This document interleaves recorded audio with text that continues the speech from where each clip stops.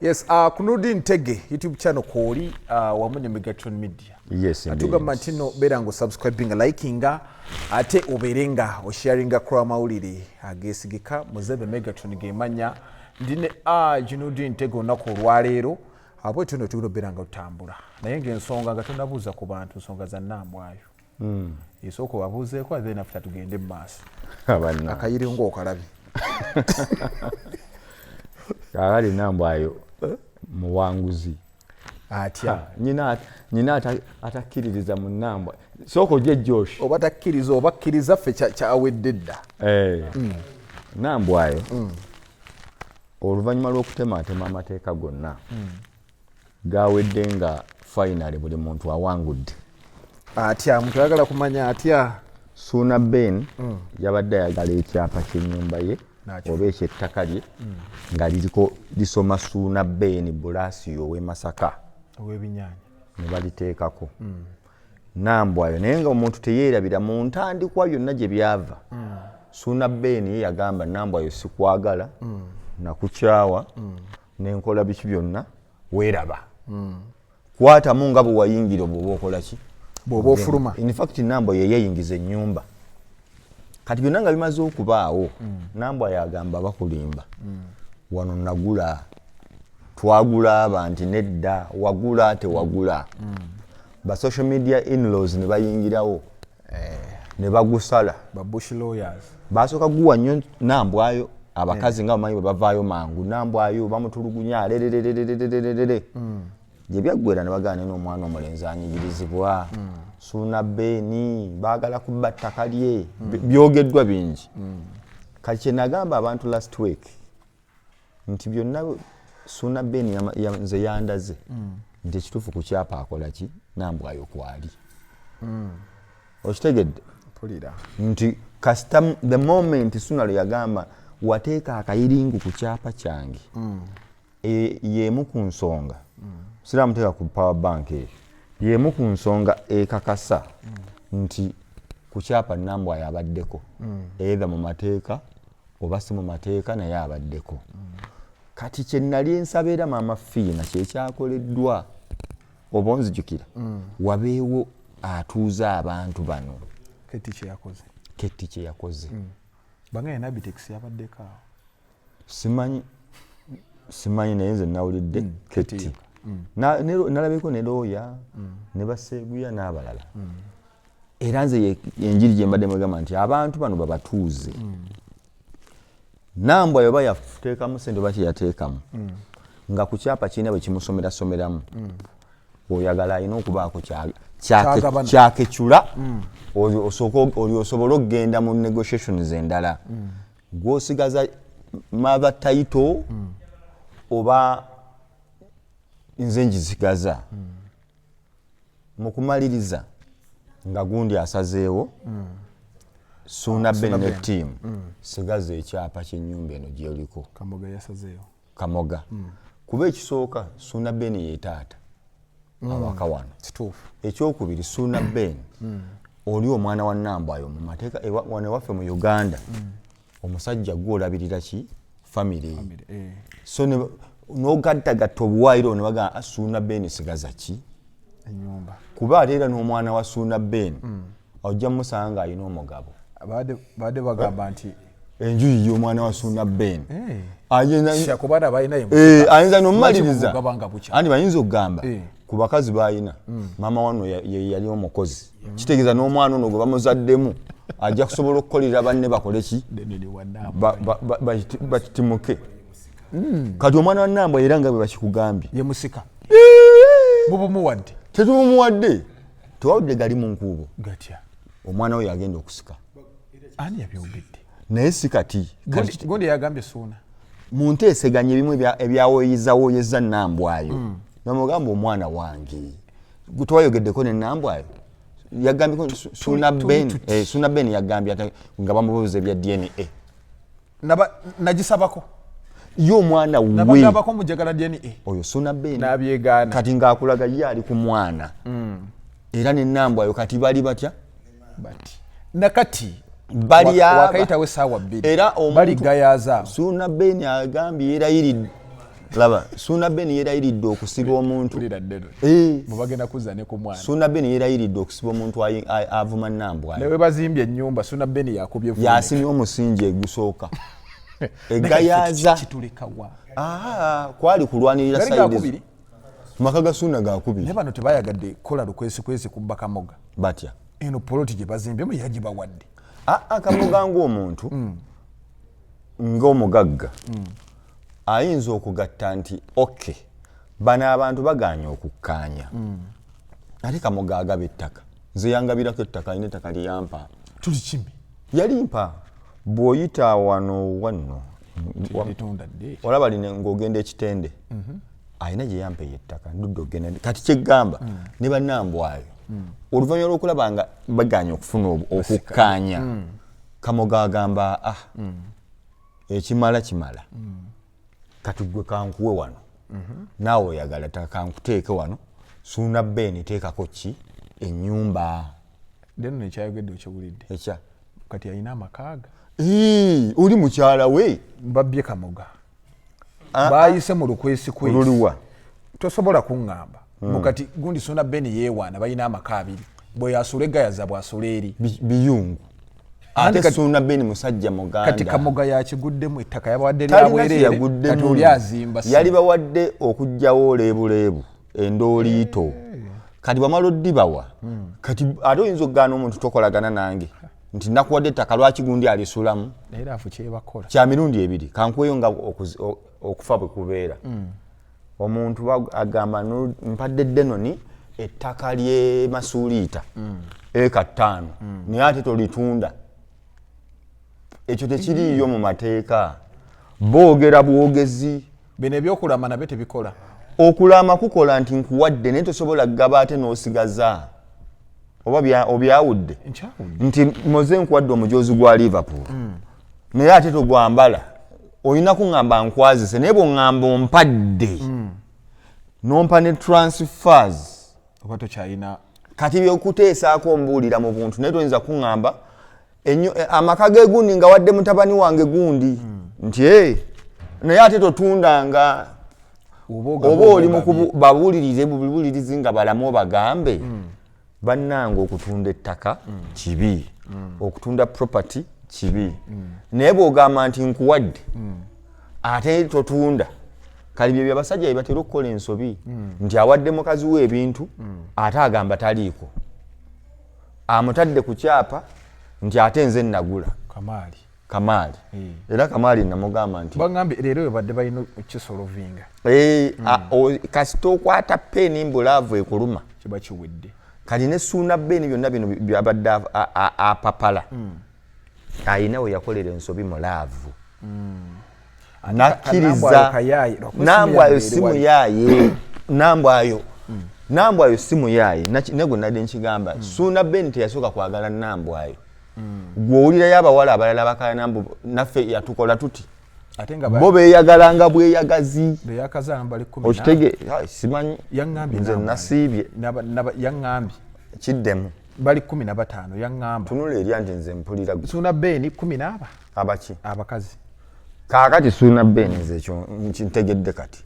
okimanyi nakigambyeko era n'okikkiriza anti siŋŋamba nkitegedde kati nekyegamba wali mu mmotoka nakigambye n'okikkiriza anti era sitiri okiŋŋambye nkikongedde onyongedde naye n'oŋŋamba wabiwulira naye nga kyoyogedde ekyo oli munoonyereza mulungi anti era naye n'oŋŋamba wabiwulirako anti nze nasiibye sigenda kulimba ne bonneesiibako nno ndi bwentyo twasiibye ffenna sala kigambo kyokiyimirireko nja kuyimirira ku mazima nga wooli naye kaakati Suna Ben abakazi bonna mugenda abasajja n'abakazi mugenda kuvuma Nambwayo bwali omubbi omufere batuletereyo omukazi atali mufere wa Suna Ben alina kye yamukolera kikulu nnyo ekyo okitegedde nti Nambwayo mu bufere bwe n'obubbi bwe yasobola okugamba Suna Ben tugule ettaka wali tuzimbe wali naye bano abalala betwogerako bannaalongo baani bano bogaye 15 bo baddanga ku mbizi ya mukulu tugende tuli ensaniya tugende mu loji y'egundi tugende tupangise wano ne bagendera Suna Ben tabalinaako buzibu baba bwekokola balekawo ye Nambwayo namuga oba yakozesa sente ze ne yamugamba tusobola okugula ettaka tusobola okuzimba yensonga lwaki tudde twogera ku ttaka lya Ssuuna Bene nani ne Nambwayo era waliwo ababinyumya oyo kakawala kalimba Ssuuna Bene sigo yasookako batulaga abawala ba Ssuuna Bene be yasookako n'amaka gye basula aga Ssuuna Bene tumanyigana kitegeeza Nambwayo muwala mulungi nnyo Ssuuna Bene yamufuna nnyo era Ssuuna Bene tokkiriza bantu bakwawulana Nambwayo mugenda zimba akeedi kwaga amagezi mu myaka ebiri omwana omu oba naaweleza abaana abana smart boss ka akeedi eyina kubeerako Ssuuna Bene binyanyanyanya kulya akeedi ng'eri mu Masaka mu town wakati oba Makindye kubanga speed Nambwayo kwakulaakulanyiriza Ssuuna Bene tebangawo buli musajja yeetagayo gundi Nambwayo we era tulina okiteekako a successful man needs a Nambwayo behind. Hey. Otegedde. Then you need the one Nambwayo. Mwoge. Over you have one. Denoni mu. Amulina. Ate ka Nambwayo kayina lekeya. Byonna kabikoze. Tukawakawulidde ku simu nga tonyumya.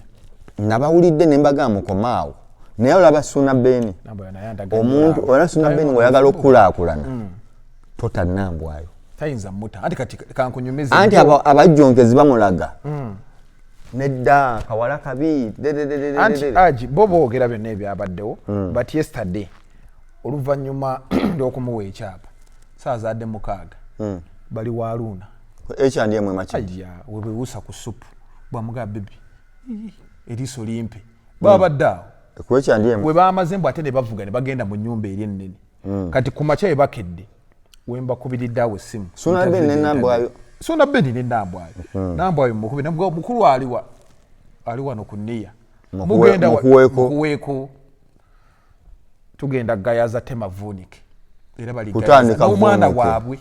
Ebya DNA oba sente zagenze zigende. Bali bati. Kati aboogezi kitulekawa. Nedda aboogezi batuufu. Nambwayo yali agenda kuviiramu awo.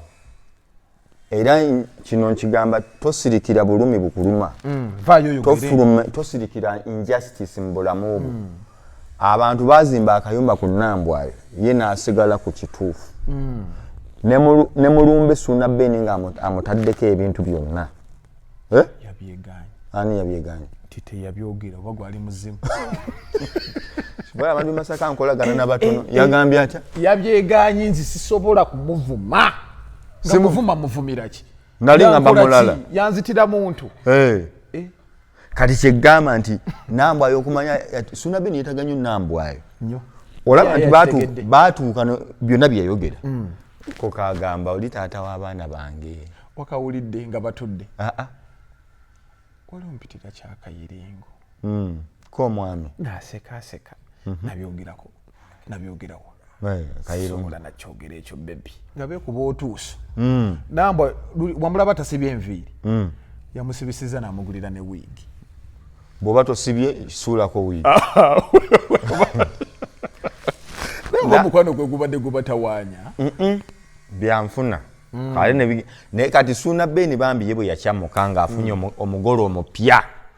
N'alabanga kalina alina ogiteekamu omugole amuggulewo. Ate nga Nambwayo kweyo ennyumba kwali. Waliwo yabadde annimba nga ngamba nti Nambwayo yavuddeyo mu nnyumba eri. Nambwayo kuva mu kamwa ke Nambwayo gyali. Era ebintu okubijja mu kalina eyo ng'ennyumba ye gayaza ewedde. Tagenda bijja mu nnyumba eri era gyebiri buli kimu. Anti okukkanya kuli nti win-win. Nti tukwata value y'ekintu ekiri mu kutukanya. Ani akubayo Musiraamu? Mugjeeko. Kujja. Mulage nti omugjeeko tujja mukubira. Tumukubirako. Nyiga radio omulage nti omugjeeko bujjajja sigala. Alozadde tumulaba nti akuba. Naye mbadde nkugamba. Bakwata value y'ekintu. Nti mukayanidde omujoozi guno. Nti gwava London, akoze muva Liverpool. Gwava Liverpool, gwa Bay, guva biki. Nti gwa sente meka nti $200. naye baali baguwadde Joshi nti gwa mmoze Joshi gwa mmoze tugenda okukebera nga mu kuguweereza baguweereza Joshi ne bamukubira n'essimu nga ne message azirina naye ate bwe baali baguleeta owa delivery bamuwandiikira mmoze kati bombi omuntu n'afa eyaguweereza kati nga mmoze alina nooti ebyaddala nga mmoze omujoozi gwo baguleese ate ne mmoze ne Joshi agulina bamugamba ngenda kuweereza omujoozi nga kyekimu tugamba omujoozi guno gwa $2 mmeka 2 mmoze osobola okusigaza omujoozi guno ogwa $2 katukwate Joshi mwembe mugugabane naye ng'omujoozi guno gugabana temulina guyuzaamu ne bagamba neddo guyuzaamu tekikola $10 tugulire Joshi omujoozi mmoze tuweeyo $10 tubale nti nno noono mugabanye omujoozi kati gw'osigaza omujoozi oli n'omuwa $10 kati omulabi wa omunafu ayinza okulooza gwe wasigaza $2 naye ng'ekituufu wasigaza 10 kuba weesikamu 10 n'okiwa Joshi naye n'agenda n'ayongerako for example 10 n'agula omujoozi kuba naawe kitegeeza 10 kiwamuwa kyobanga weeyongererako kale bwe nkizaayo mu nnambwayo kwe kukwata ennyumba nti tetusobola gitemamu nti kalina ekitundu kyagala tutemeko tukitwala egundi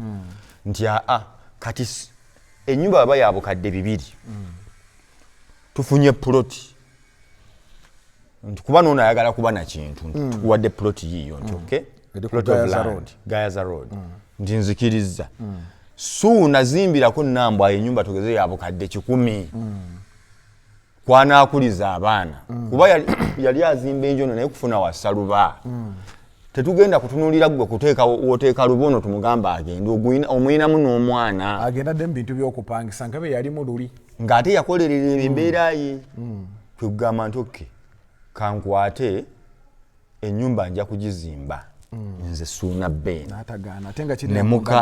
ne mukkaanya eyo bakiyita nti nno mutual understanding ne mukola kyemukola bakiyita agreement oba understanding outside the court era eyo mu kukola kwayo bwe mugituukiriza kiriya singa Suuna Ben amenya endagaano eyo n'agaana okuzimba tuddayo ku Square 1 ennyumba eno yange twagamba tutya mu ndagaano endagaano tuyinza n'ogireka namba yo naddayo n'abanja enjuye